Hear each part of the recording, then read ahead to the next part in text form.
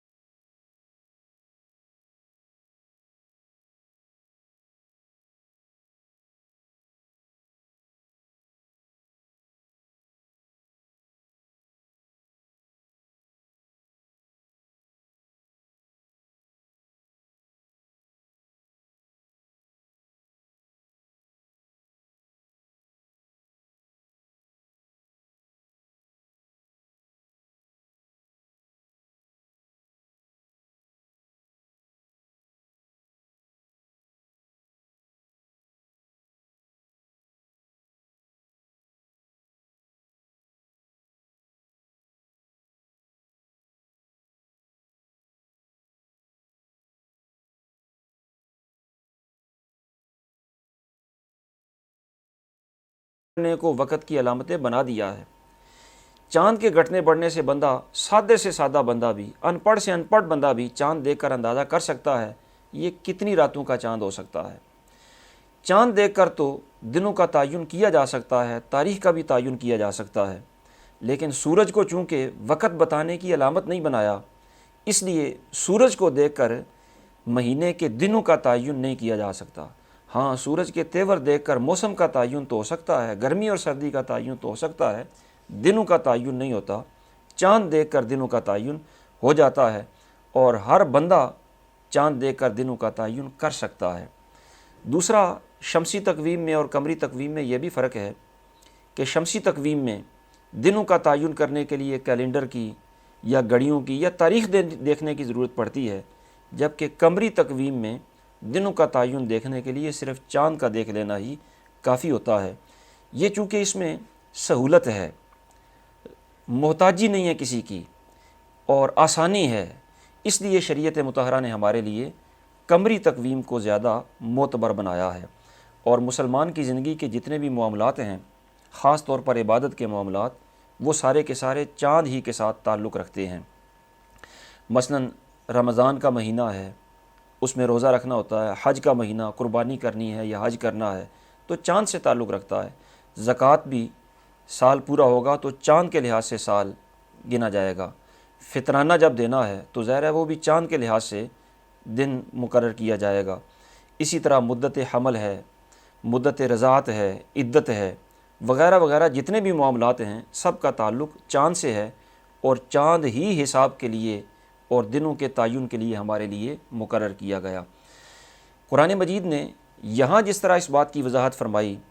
اسی طرح سورہ یونس کی 5ویں آیت میں ارشاد باری تعالیٰ ہے، هُوَ الَّذِي جَعَلَ الشَّمْسَ ضِيَاءً وَالْقَمَرَ نُورًا وَقَدَّرَهُ مَنَازِلَ لِتَعْلَمُوا عَدَدَ السِّنِينَ وَالْحِسَابَ، کہ اللہ وہ ہے جس نے سورج کو جگمگاتا بنایا اور چاند چمکتا بنایا، اور چاند کے لیے منزلیں مقرر کیں۔ اس لیے چاند کے لیے منزلیں مقرر کی کہ تم سالوں کی گنتی اور حساب جان لو۔ تو جب چاند قمری تقویم کا ہمارے ہاں حساب معتبر ہے تو اہل اسلام کو چاہیے کہ اپنے جب دینی معاملات میں قمری تقویم کا اعتبار کرتے ہیں تو دیگر دنیاوی معاملات میں بھی قمری تقویم کو ہی ترجیح دیا کریں۔ شمسی تقویم اگر ضروری ہی ہو تو اسے ثانوی حیثیت دیں، قمری تقویم کو زیادہ ترجیح دیا کریں۔ یہی روٹین اور یہی معمول سلف صالحین کا رہا ہے۔ اور اسی آیت کریمہ کے ضمن میں مفسرین کرام نے یہ مسئلہ بھی اخذ فرمایا ہے کہ دور جاہلیت میں حالت احرام کے اندر چونکہ گھروں کے دروازوں سے جانا برا سمجھا جاتا تھا اور مکان کی عقبی دیوار کو پھلانگنا اس کو نیکی سمجھا جاتا تھا، اور گھروں میں دروازوں سے جانا اس کو برا سمجھا جاتا تھا، تو یہ بری فعل لوگ لیتے تھے۔ وہ یہ سمجھتے تھے کہ جس طرح گناہوں کی حالت میں ہم ان دروازوں سے داخل ہوتے ہیں، اس طرح نیکی کی حالت میں ان دروازوں سے داخل ہونا یہ بری فعل ہے۔ تو بری فعل سے جہاں دیگر مقامات پر قرآن مجید نے منع فرمایا، یہاں بھی منع فرما دیا۔ اور بری فعل کے بارے میں سرکار دو عالم صلی اللہ تعالیٰ علیہ وسلم کا یہ واضح ارشاد گرامی ہے کہ لا عدوى ولا طیرۃ ولا حامۃ ولا سفر ولا غول، کہ کسی شے سے بری فعل نہیں لی جا سکتی، نہ کوئی مرض متعدی ہوتا ہے،